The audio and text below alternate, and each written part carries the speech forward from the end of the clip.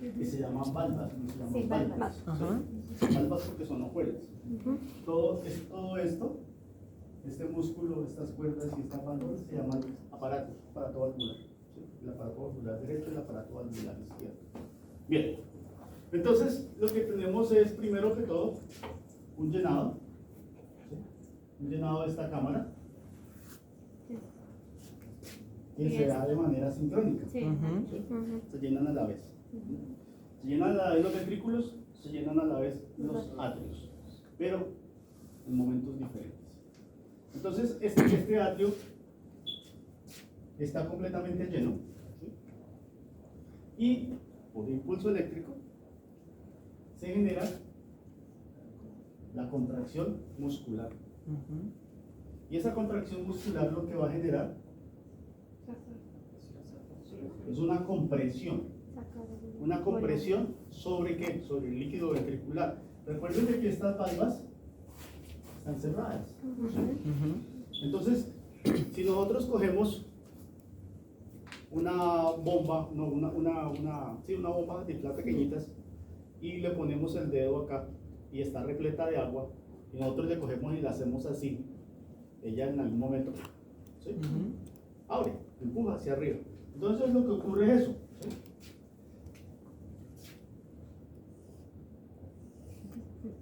Tenemos la aorta, ¿sí? Esta válvula se cierra, se abre en este sentido, ¿sí?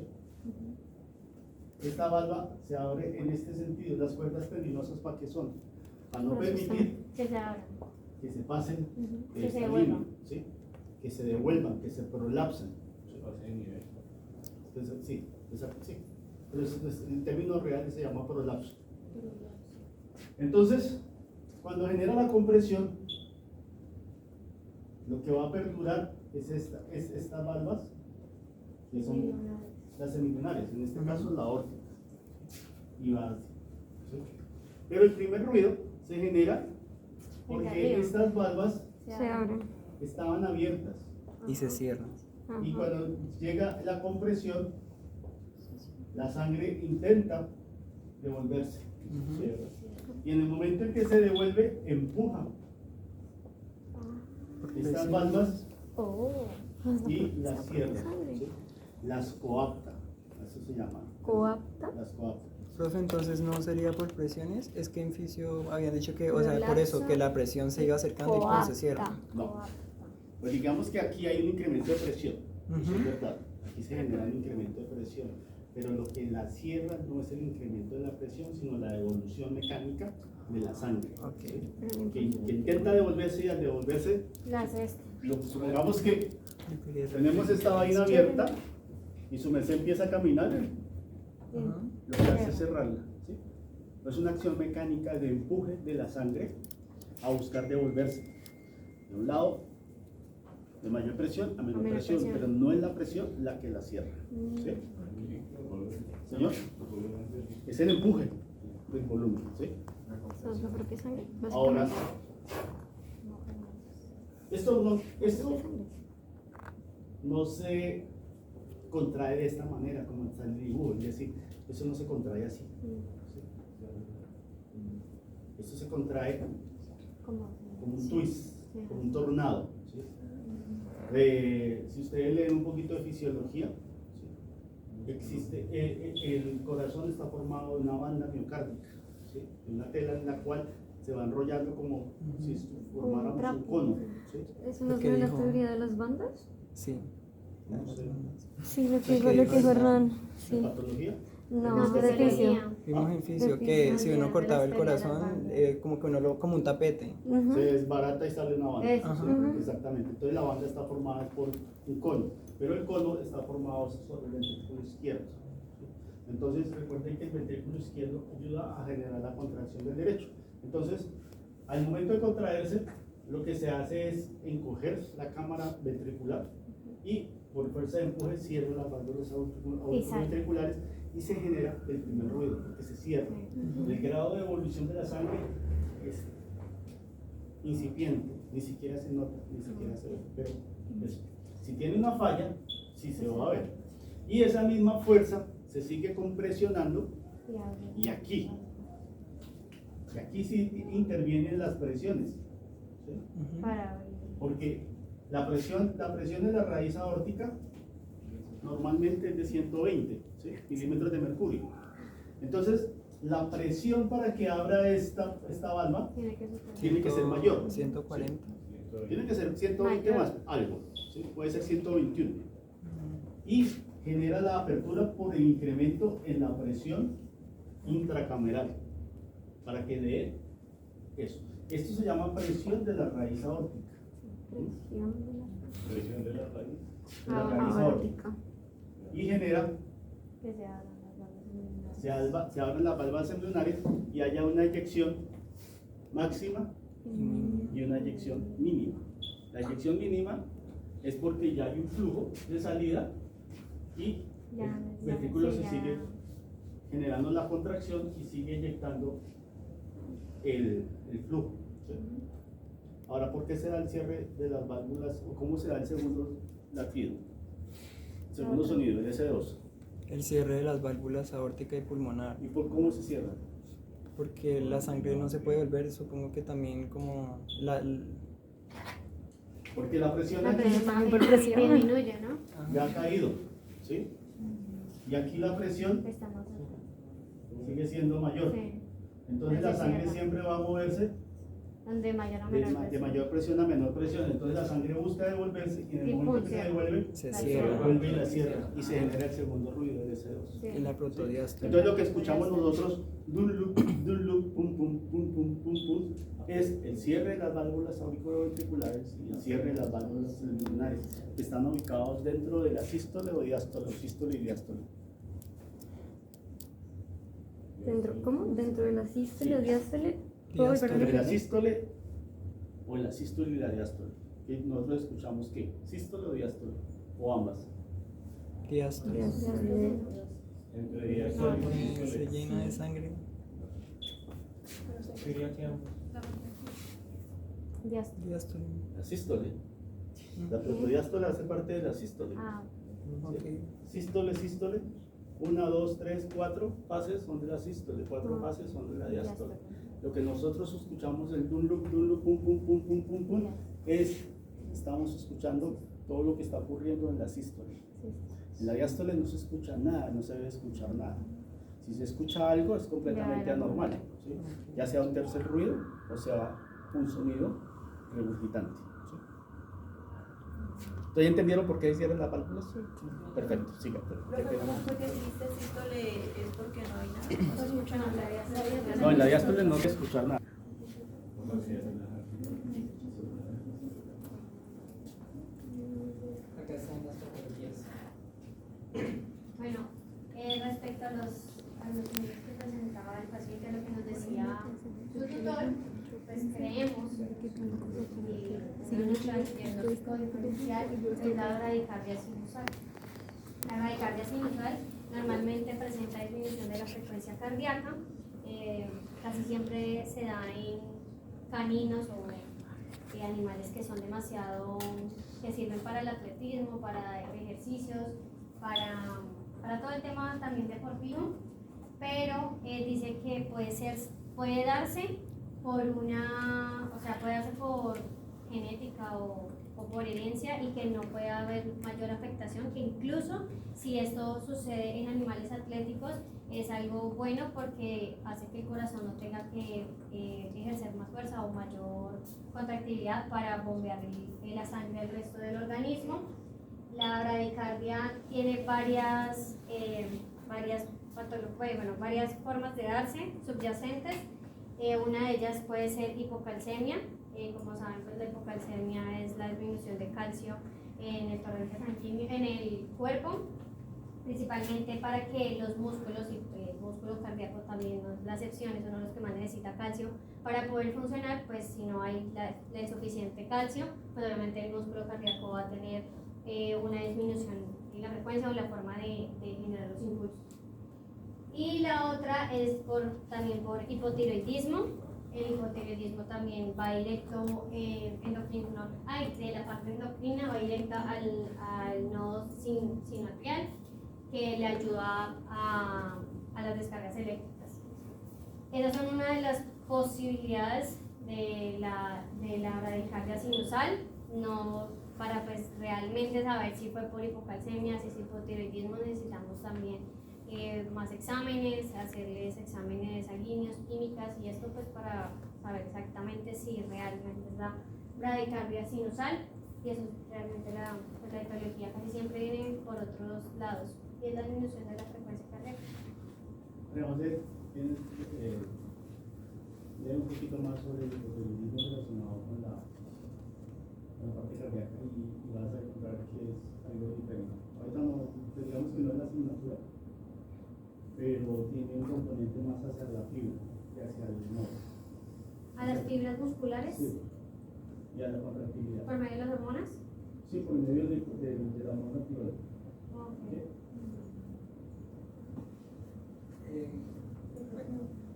La segunda patología es el bloqueo atrioventricular de tercer grado, que de hecho es muy chévere porque como que tiene mucho que ver con el tema que explicaba ahorita el profesor en esta patología del sistema de conducción.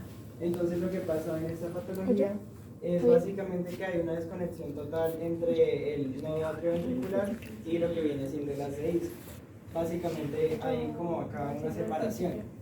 Pero entonces como el corazón tiene como la función de, como esa capacidad de generar de forma autónoma, esto sigue funcionando independientemente de esto, por decirlo así. Entonces como que se vería, por ejemplo, en un electrocardiograma la repetición de ondas P o que, no sé, la onda QRS está muy pegada y que una T. Onda P si no hay despolarización, si no hay actividad de nodo sinusal. No, porque Pues, el bloqueo es en el atrioventricular. Ya, están hablando de bloqueo, más no en la inactivación del nodo. Ajá, no, Sí, no sigue es funcionando, bloqueo. sino que se separa de las DIs. Ok.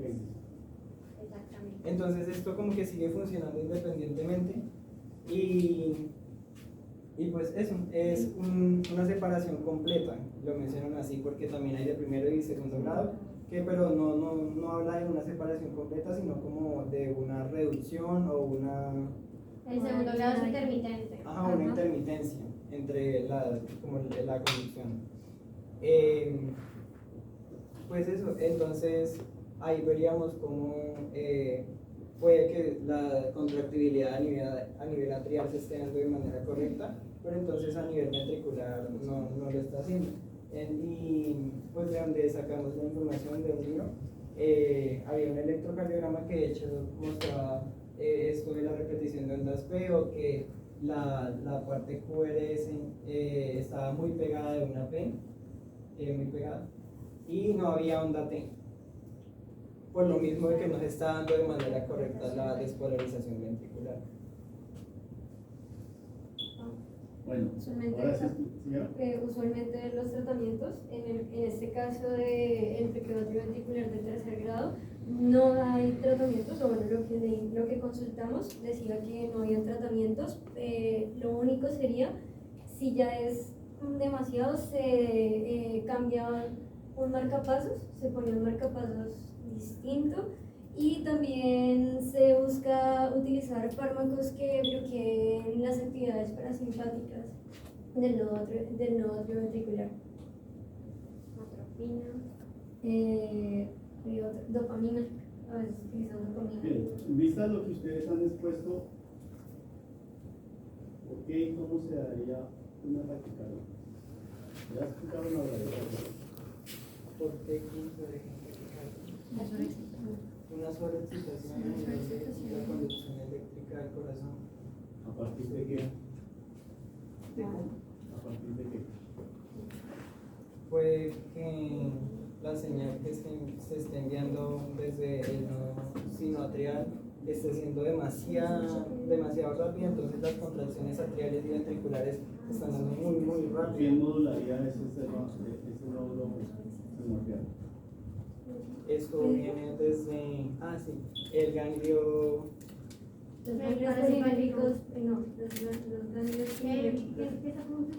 es que para regular la taquicardia, se acuerda que había un ganglio antes parasimpático hay unas neuronas polinérgicas post y para ganglionarias.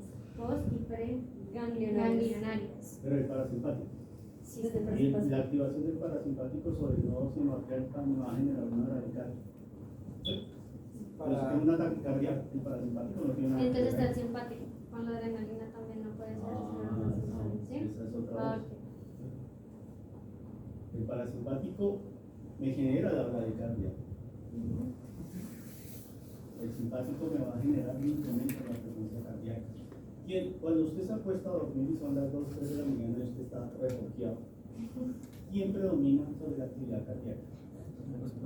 El parasimpático. Y en este momento que está cagado de susto, ¿quién lo predomina? El simpático.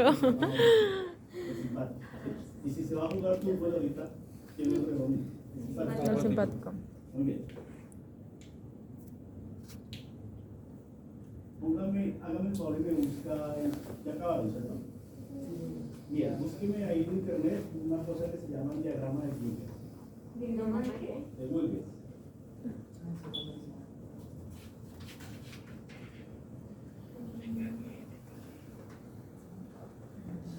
Con W. Cualquiera de ellos. Diabetes. Depresión, la diabetes, el hipertensión. Muy bien, esos son los que dan de fisiología. Aplíquelo pues para que no vean un carajo. Eso. Muy bien. Revísenlo. ¿Cómo es que se llama? Discúlpeme que los nombres son difíciles para mí. Jorge. Revísenlo. Y todo lo que usted ha dicho está metido ahí. Ahí sí. Las fases, Primer sonido, las segundo sonido, presiones, sístole, diástole, electrocardiograma, llenado ventricular, presión ventricular, presión aórtica, presión atrial. volúmenes y presiones. Acá,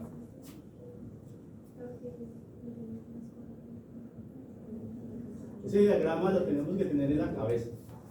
Cuando nosotros cogemos un paciente y lo analizamos, y ahorita que vamos a ver el componente de presión arterial, con ustedes de frecuencia cardíaca que se metieron un poquito más y nos hicieron un aporte en términos de fisiología, vamos a entender un poco más ese diagrama. Y hoy tenemos que entender que cuando nosotros auscultamos un paciente, medimos presión, medimos frecuencia cardíaca, valoramos pulso, ¿sí?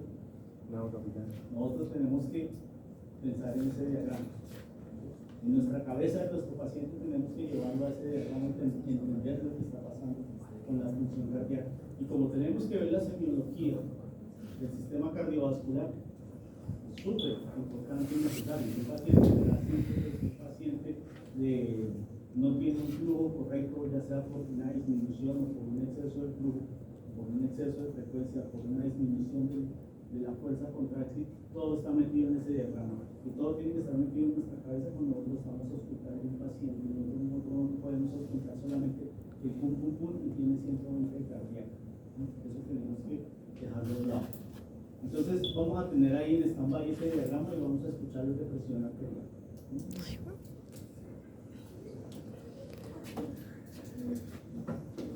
¿Qué pasó? ¿Eres tú? A nosotros nos tocó la frecuencia. buenos días, tardes. Buenas tardes. Nos tocó la frecuencia arterial. Sí, frecuencia arterial. La presión La presión arterial. arterial, perdón. Me puse nerviosa. La presión arterial. Empezamos con la anamnesis. Datos del tutor, que el nombre es Luis Sánchez, su celular, la dirección, el correo y la cédula ciudadanía. Los datos del paciente, la especie es canino, raza labrador retriever, edad 10 años, peso 30 kilos, sexo femenino y el nombre tulipán. Nosotros hicimos las preguntas. ¿Qué es la mano? Si quiere, o no.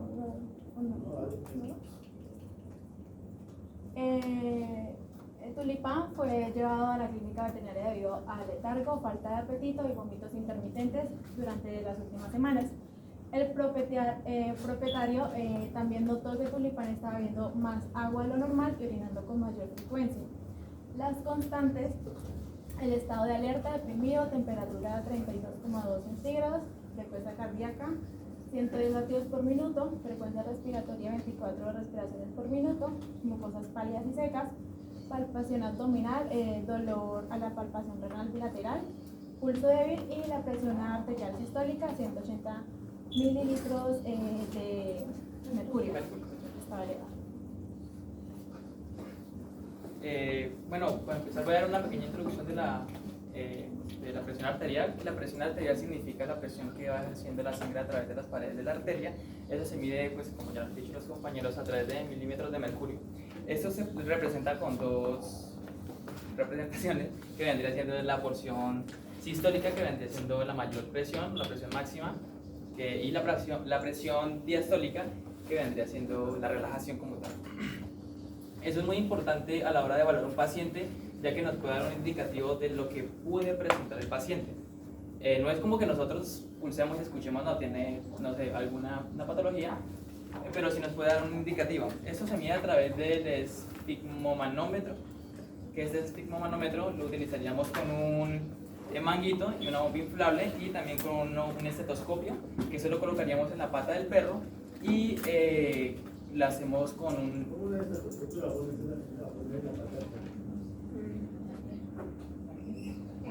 Ahí le dejé por la uña. ¿En el mío? Tiene un short. ¿Señor? Y además es un short. Ah, pues Eso se hace en personas.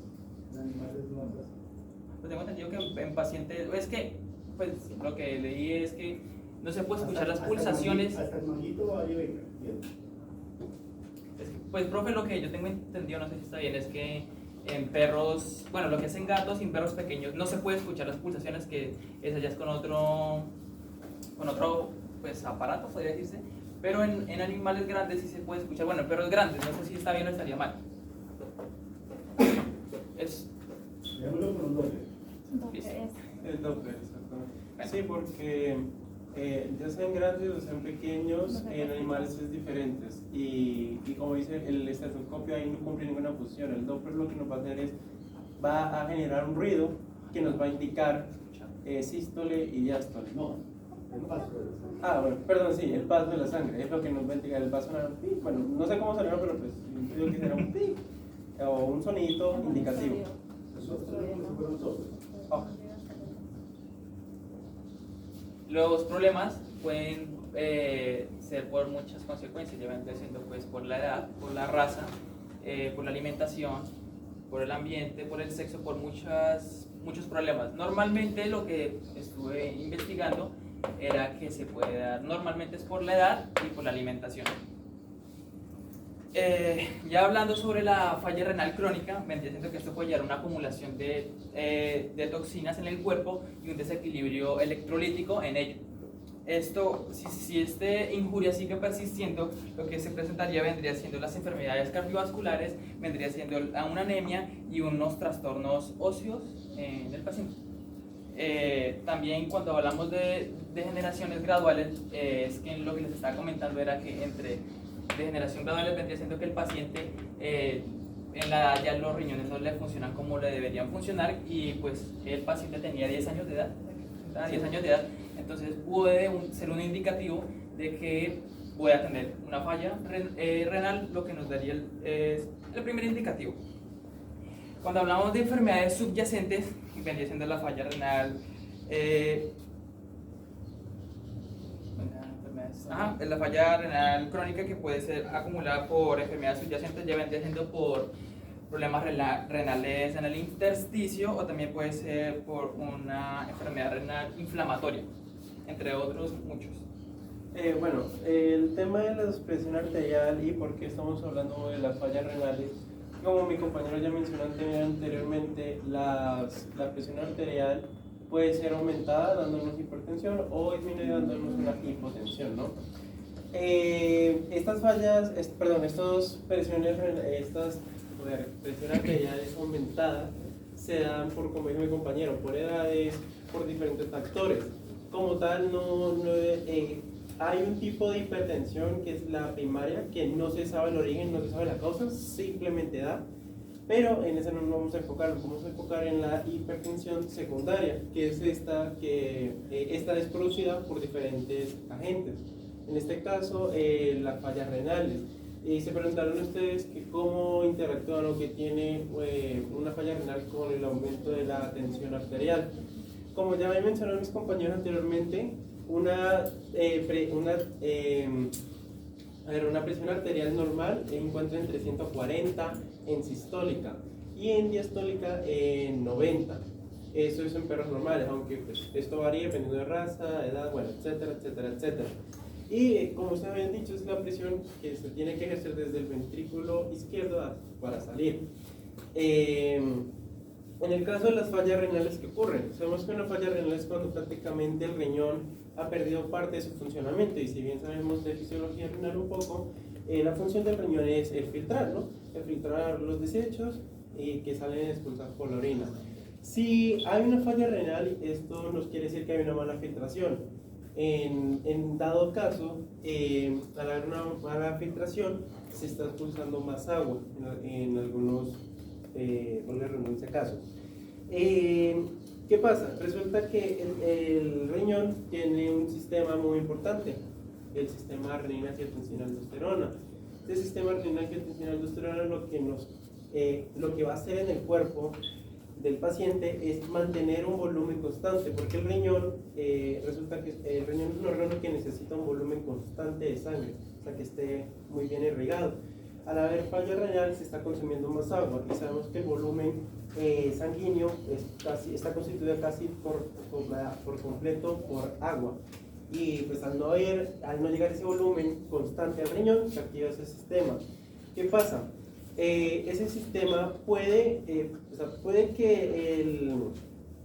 el volumen esté normal. Al activarse ese sistema, lo que hace es aumentar más el volumen, y sabemos que la presión arterial es la presión que se le está ejerciendo a las paredes, o sea, en pocas palabras está expandiendo la pared arterial.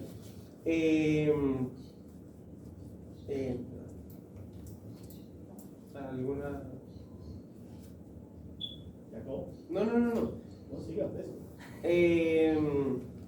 Entonces, por eso las fallas renales nos pueden inducir a hipertensiones, por lo mencionado anteriormente. También la mala filtración de los glomérulos, etcétera, etcétera. La otra patología de la que veníamos a hablar era de la diabetes. Resulta que en los caninos no está... Dicen acá. De las cosas que más se debe resaltar en la presentación de ustedes es el control, el por qué, el para qué, y el cómo se da, cómo se genera la presión arterial. Yo lo acabo de explicar de una manera muy elemental, en el cual usted dice que la presión es la que ejerce el flujo sobre las paredes. O sea,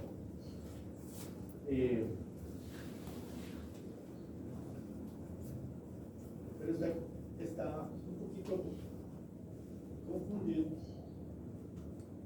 acerca de cómo se genera, quién mantiene la presión, quién da la presión arterial, quién dice que la presión arterial debe ser tan. Es la presión ejercida por parte del corazón, ¿no? El corazón es el que ejerce la presión. Sí, porque él tiene el bombea, entonces, aunque en las arterias ellos tienen... Eso quiere ser el órgano regulador de la presión. ¿Quién es el que la regula? ¿Quién es el que manda, que marca la dirección, el que mantiene la presión arterial? ¿El corazón? Pues, No, ¿el corazón? ¿Corazón? Luis, ¿qué se llama? ¿Cómo se llama usted? Luis. Corazón. No. Pues, no, la verdad, vea que no. Haría parte, una parte de la guía del riñón. Niña. También el corazón. María José, siempre me comentaron de decir algo. ¿Ah? Bueno, dale con la guía. No, decida el pase. Niña, Dale, pronto. allá adelante.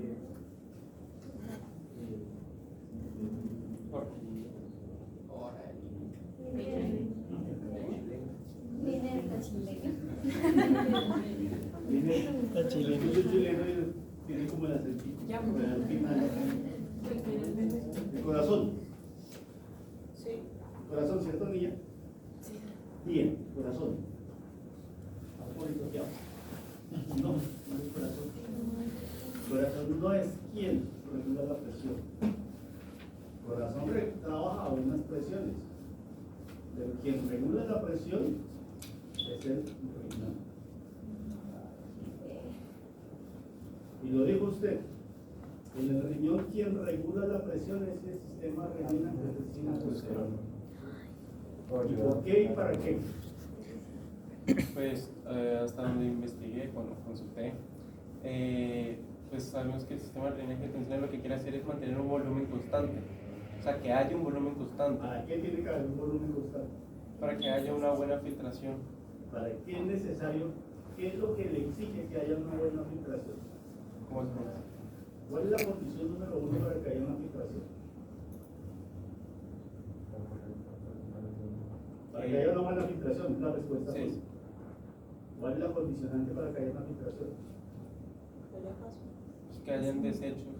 Oh. Una absorción de nutrientes. Que haya Ahora, paso de nos dijeron en fisiología que el proceso de filtración glomerular se da gracias a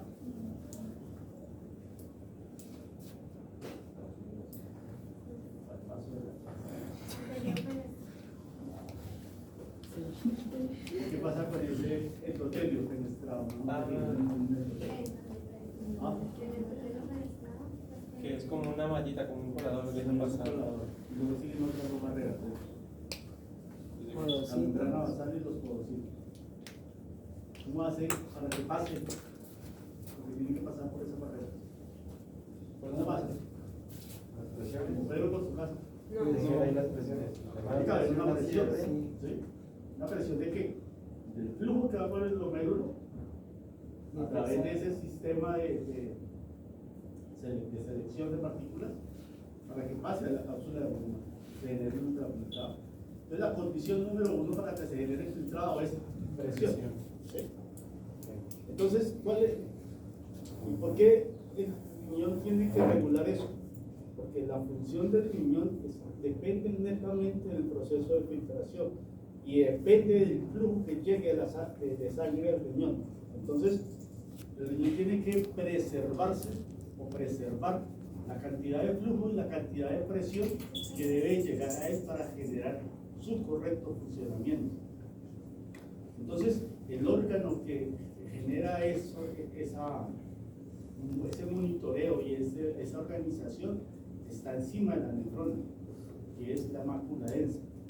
La mácula densa tiene unos receptores de presión, en el cual mide la presión del flujo en la arteriola aferente y mira si tiene la presión correcta para que al final de la filtración la presión hidrostática sea mayor que las diferentes presiones y genere un ultrafiltrado.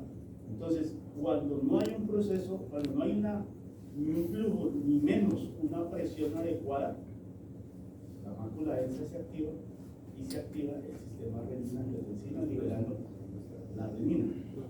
Esa renina actúa sobre el angiotensina 1 y lo convierte en angiotensina 1 y luego la enzima convertidora de la angiotensina lo convierte en angiotensina 2. Esa angiotensina 2 genera la contracción del músculo liso arterial, generando una vasoconstricción que va a hacer de que el flujo obtenga mayor presión. Y a su vez genera unos activadores orosimpáticos, generando un incremento en la frecuencia cardíaca. Generan acción sobre las células suprarrenales para que generando la liberación de la aldosterona, que actúa sobre el túbulo conjuntivo distal, generando retención de agua para generar un mayor volumen y un mayor peso plasmático de ese volumen con el incremento del sodio y además la activación de las acuaporinas para que genere la retención de agua en los túbulos colectores. ¿La acuaporina cumple la misma vasopresina? No, la vasopresina es otra. Acuaporina no La era. vasopresina se genera o se libera a partir de la hipófisis por acción del hipotálamo por la activación simpática que genera la angiotensina 2, ¿para qué? Sea para que haya una mayor retención de agua en el túbulo computador de la misma hormona antidiurética. ¿Sí? Entonces, ¿por qué tenemos que medir presión arterial?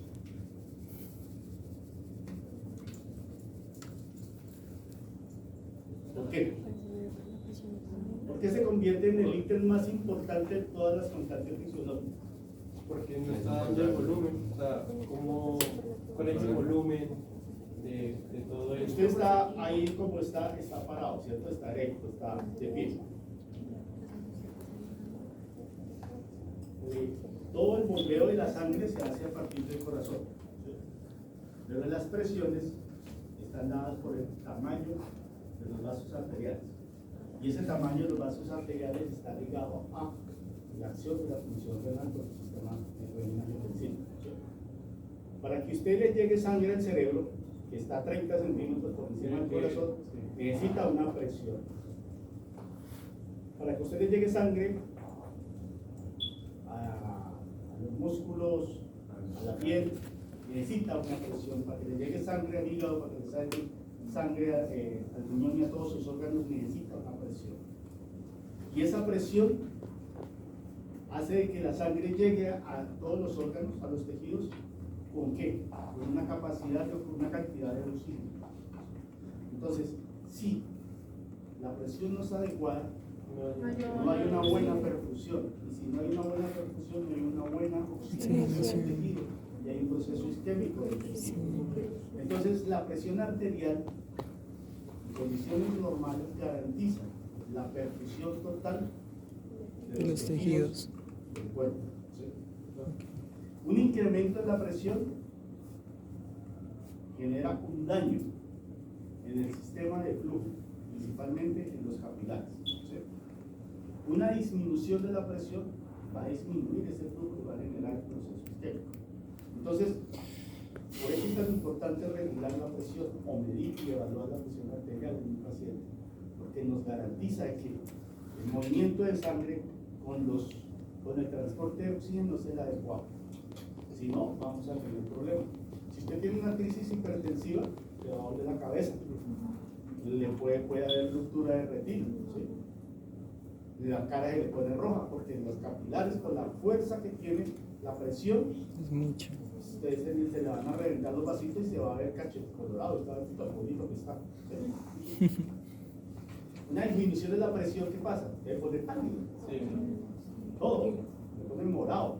¿Por qué se pone morado? Porque no hay presión de flujo. Cianosis. Entonces, hay que entender, primero que todo, la razón de ser de la presión arterial. Todos los movimientos de sangre se dan por diferencia de presiones, como lo acabamos de ver. Y hay quien debe regular eso. Hay tantos entes reguladores ahí. No solamente está el sistema renina-angiotensina, están los vasoreceptores. ¿Sí? Que los vasoreceptores están ubicados a la salida del corazón, en el cardiaco aórtico y en el seno carotídeo. Esos son los primeros que se van a generar una señal de alerta hacia el simpático. Entonces, no solamente es decir que la presión arterial se mide en tal lado o tenerla por ahí, sino es ¿por qué y para qué debemos de medirla? ¿Por qué tenemos que tener en cuenta la presión arterial? Ustedes por ahí hablaron de alguien y que el corazón era más grande. El corazón puede ser más grande. Pero eso no es indicativo de que la presión sea mayor. Un gran deportista, ustedes no lo conocieron, o si lo conocen, jugó campeón 5 veces del Tour de Francia. Armstrong. Antes de Armstrong. El español. Indurain. Miguel Indurain tiene un corazón más grande de lo normal. ¿Sí? Y además de ser más grande de lo normal, late más bajito que los otros. Por ejemplo, ustedes los caballeros, usted late a 160 y este man late a 120 montando bicicleta. ¿Quién es más efectivo? 120, que el esfuerzo es menor. ¿Sí? Entonces, ¿pero qué tiene de particular? Que las presiones son homogéneas, son iguales. Entonces, eso es como un motor que no necesita tantas revoluciones para ser efectivo. La presión arterial nos puede garantizar eso. Si tiene buena presión arterial, con una frecuencia cardíaca de normal a baja, eso es excelente. La cantidad de energía que consume el cuerpo y el corazón en un esto menor, a una efectividad mayor. Entonces, si yo tengo un paciente con 120/80 presión arterial, con una cardíaca de 60, Está bien. está bien. Y si yo lo electro y tiene onda P, está súper. Pero si yo veo un paciente en 160/100, con una cardíaca de 150 o 170, el paciente está a punto de infartar. Entonces hay que entender, empezar a tener la correlación de cuáles son los eventos fisiológicos del organismo y de dónde están dándose, de dónde se originan esos desequilibrios. Entonces, si yo tengo una presión, yo tengo una cardíaca de 160 y tengo una presión de 80/60, ¿quién necesita ese paciente? ¿Qué le puedo yo colocar a ese paciente? ¿Puedes repetir, por favor? 160 de cardíaca, 80/60 de presión. ¿Qué le puedo poner a ese paciente para regular la presión? Ya. Yo estoy en una clínica con una vitrina y con algunos insumos. Líquidos, volumen plasmático. Sí, lo que tiene. Porque el volumen plasmático me va a generar mayor incremento en la presión y va a ayudar a subir la presión. Y con eso me va a bajar la frecuencia cardíaca. Porque la frecuencia cardíaca es compensatoria. Se está ayudando a ver si es La posible. compensación, ustedes vieron los mecanismos compensatorios cardiovasculares, ¿cierto? El mecanismo de Frank Stanley, ¿No? el mecanismo neuroendocrino. Y el de octavo, bro. De octavo, Eso es de octavo. son 8 días de la semana iniciando el curso de fisiología. A ver, ¿cómo se llama usted? José. José. En este momento su frecuencia cardíaca, dejemos la que está en 120. Vamos a jugar fútbol ahorita. Media hora de partido. ¿Cuánto estaría su frecuencia cardíaca? 150. ¿Ah? Ya de mal. 150. 150 por ahí, ¿sí? Yo estaría en 180.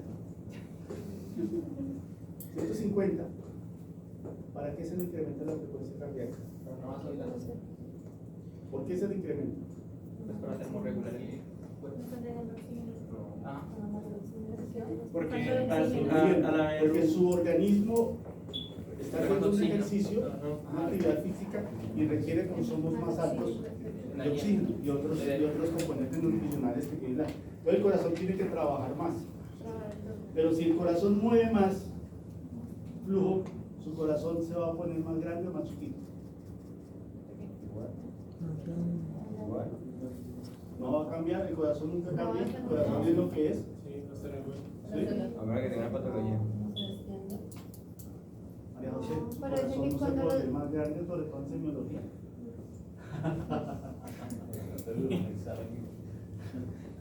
El corazón no cambia de tamaño. Pues en el caso del ciclista aumentó. No, pues No, no, ya ya sí. tiene grande permanente.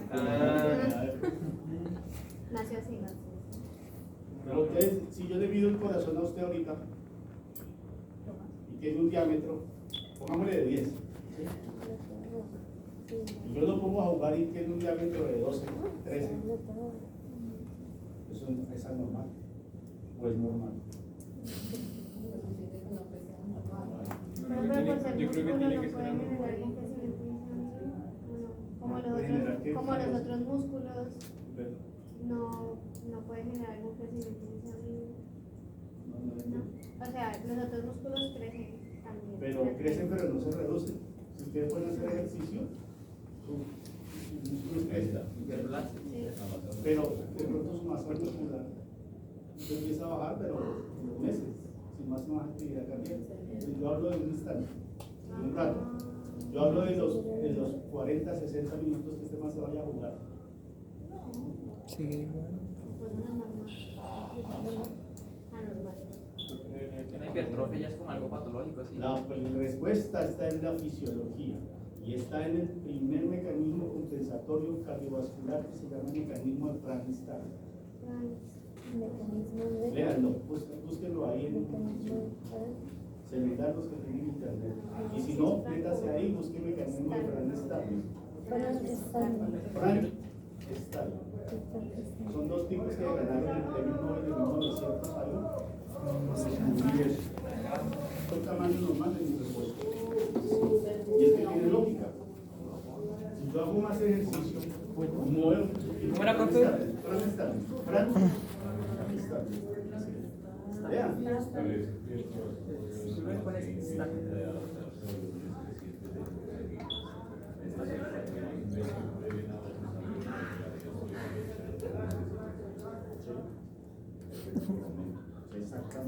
Y eso es una propiedad y una posibilidad. Eso es que usted tiene capacidad física para hacer ejercicio. Y eso es estado físico. El estado físico es capacidad aeróbica de hacer un ejercicio. Si usted va a correr un día, el primer día no corre 10 minutos, 15 minutos. Y a los 2 meses puede que esté corriendo 1 hora. ¿Y a qué acondicionó su actividad física? Pero en realidad, ¿qué acondicionó? El corazón. Su volumen cardiovascular adaptado para movilizar esos flujos de una manera eficiente. Entonces, el corazón tiene la posibilidad de generar, de aumentarse el tamaño para generar un mayor volumen, y ese volumen tiene que ser eyectado, no se puede quedar. Lo que entra sale. ¿Sí? Si entran 200, salen 200. Porque si se queda, hay un problema. ¿Sí? Esa es la patología, es que se quede. ¿Sí? Pero después del reposo vuelve a su estado normal. Recuerden de que la medicina, al principio de la medicina se llama fisiología. Semiología es el estudio de los signos, de dónde vienen los signos de la fisiología.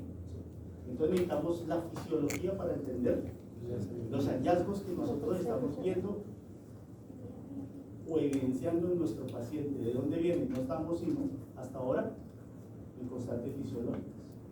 Pero necesitamos entender todo este proceso para entender nuestro paciente. Nuestro paciente nos da toda la información, pero nuestro paciente no nos va a hablar. Nosotros tenemos que interpretarlo. Pero ¿cómo la interpretamos? Conociéndolo. ¿Cómo conocemos? Con la fisiología. ¿Listo? Tienen que leerse los mecanismos fisiológicos, tienen que leer fisiología, pero no nos podemos quedar en entender fisiología. Y ese es el sistema, junto al sistema nervioso más importante que existe en el organismo. Porque a partir de la hemodinamia es que se mueve todo. Pero aquí ustedes tienen que ir a la sacristán y leerse los tipo de páginas que tienen. No solamente leer, hay que entenderla y aprenderla, o si no de la UTES, o si no de la PUNA, o si no de cualquier otra que todos los días lean algo de fisiología. Pero la fisiología no es de aprenderla de memoria, sino la fisiología es un proceso. Y hay que entender el proceso. Y el proceso es la finalidad o la funcionalidad del órgano, pero si nos devolvemos parte de la funcionalidad celular, como entendemos cómo funciona una célula, funciona el órgano. En este caso tenemos que entender cómo funciona el cardio inclusive. Y ahí se va estructurando el órgano completo. Bien, ¿ya han entendido lo de presión arterial? Sí. Yo voy a hablar de una segunda patología que era la diabetes, porque la diabetes me puede generar fallos renales, y estos fallos renales, pues ya como el profesor nos explicó, me puede inducir me puede generar una hipertensión. ¿Y cómo la diabetes me puede generar un fallo renal? Pues sabemos que la diabetes es que no hay suficiente insulina y la glucosa está en sangre, pero resulta que el cuerpo, para eliminar esa glucosa, va hasta los riñones a hacerse filtrado, y resulta que necesita agua para diluir la glucosa. Entonces se está gastando agua para diluir esa glucosa y expulsarla, por ende aumenta la poliuria. Y el sistema siempre busca un equilibrio. Entonces, al tener poliuria, va a tener polidipsia, que es estar tomando agua, ¿no? El paciente va a estar tomando más agua. Y el constante filtrado, el constante funcionamiento de nuestros riñones por culpa de la diabetes, puede llegar a generarme una complicación renal. y ya el profesor nos explicó el mecanismo, que bueno, nos explicó que la presión, el medidor, el controlador de la presión arterial son los riñones.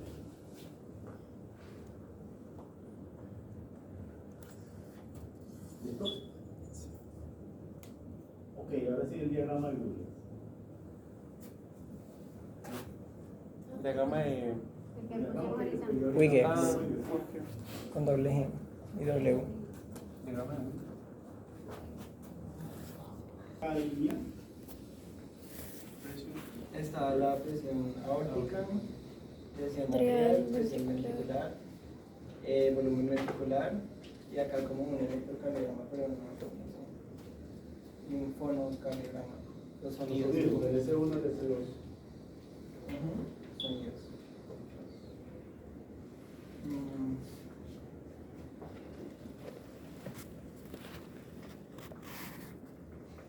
Pues acá muestra cómo las presiones disminuyen o aumentan dependiendo del momento en el que se encuentra el corazón, si es sístole o diástole.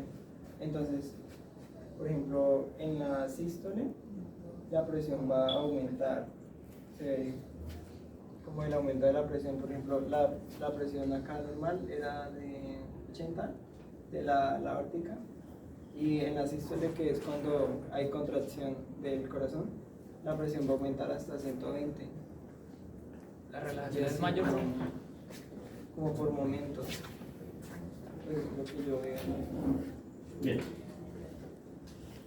El diagrama de Wilgers es la superposición de todos los eventos hemodinámicos que ocurren a través de los flujos y las presiones que ocurren en el corazón.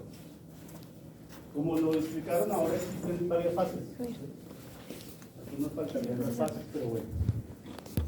Vean, aquí están. La fase de contracción isovolumétrica, las fases de eyección, la relajación isovolumétrica, el llenado rápido, ¿sí? La diástasis y la sístole atrial, ¿sí? Entonces, ¿cómo empezamos nosotros? Nosotros empezamos con el primer evento, con la primera fase, que es la fase de contracción isovolumétrica. Entonces nosotros tenemos que...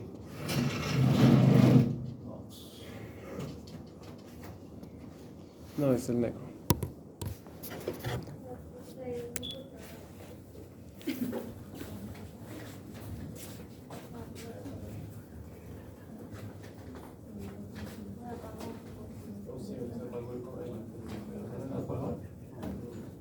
Creo que se apagó la tableta, sí. La papel, Creo que es esto, creo que es esto. Eso, ahí, Esto acá. eso. No, acá no, esto acá. Ya. No, ya. Ok, gracias.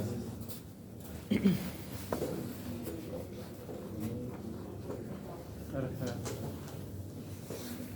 Ya está conectado.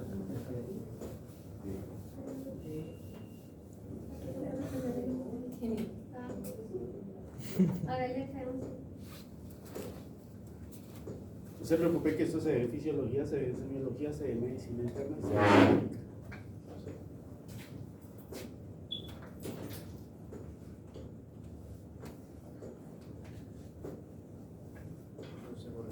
Está bien, Wilmer. ¿Qué? Wilmer.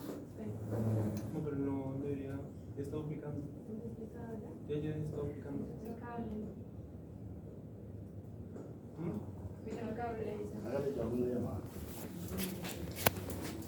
Contracción isovolumétrica. El marcador.